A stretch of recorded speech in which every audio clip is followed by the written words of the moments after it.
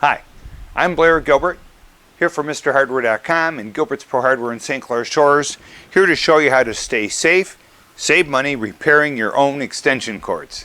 We could have used a cap with screws that we had to wrap the wire around the screw. Not as easy to do, not as easy to use. We're going to use a cap that's got clamps on it. We're going to put the wires in, we're going to clamp them. So clamping or wrapping the wire around the screw head, it's easier to put a wire in a clamp and get every strand than it is to wrap wire around the screw head. Yep, just a quick tip, that's my personal preference. So when I put the cap on, these wires will all be protected and the clamp will be on the shielding. So that this, when people pull by the cord instead of pulling it by the cap, there's a better chance that repair will last much longer. One thing about repairing extension cords that have been hit with a trimmer or whatever reason and the wires are exposed, never do an inline splice on a wire. Simply cut it through, put a cord cap and a cord connector on it and turn it into 2 extension cords. If you're near the end of the cord, just cut the end off, throw away 2 feet and put a new end on the cord there. Do not do inline splices and extension cords with electrical tape. It's not safe. You drag it through damp grass or the water, it's going to trip the GFI or someone's going to get a shock.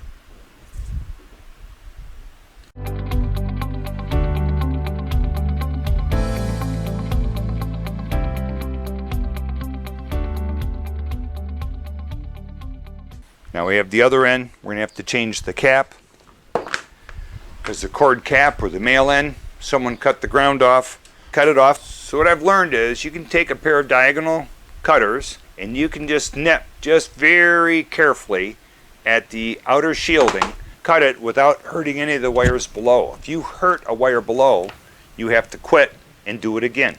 I peel off the outer shielding and there's my black, white, and ground wire. We're going to attach these to a plug, and you notice how I only have about 1.5 inches or so of wire exposed. People commonly strip way too much wire. When they put it into the plug cap, they leave the wires exposed. You don't want the wires exposed, you want the shielding to be inside the cap. So when I put the shielding inside the cap, see how the wires are already potentially too long. So, bear that in mind. Not too much shielding comes off the outside. Then you make the 3 wires the exact same length. And then we can strip them and attach them to the plug. Before you strip them is force them to the cap. Don't forget to put the cap on first. We want to make sure we don't lose any strands because every strand is conducting electricity. If we lose a strand, I'm going to cut this off. I'm going to redo it again because I need every drop of electricity to come through this wire possible. So on a connector, there's a white screw for the white wire, white or zinc. There's a brass screw, which is B, black to brass, and then a green screw, green for ground. And this particular unit has got clamps, so all I have to do is get the wire lined up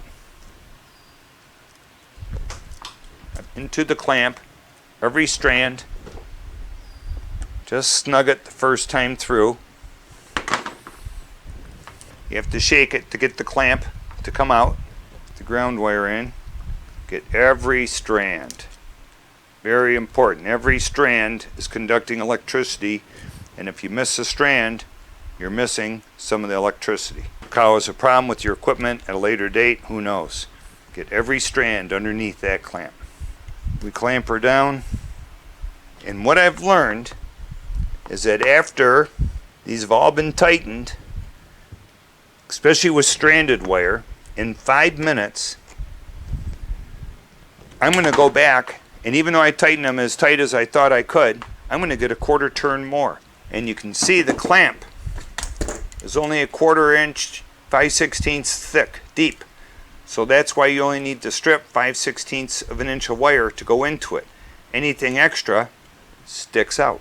Don't need it to stick out. You need it all to be in the clamp, but none of the insulation into the clamp. It's got to be strictly copper in that clamp.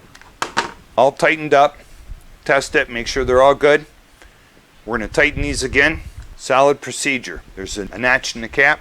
There's a notch in the connector. We line them up. When we tighten the screws, the cap draws in, and when it draws in, it grabs the outer insulation of the cord. Properly installed, safe electrical cord connector. The beauty of these is also they're reusable. You know, at a later date, I may still use this metal armored cord cap. There it is. Stay safe, save money. Quick tip from MrHardware.com.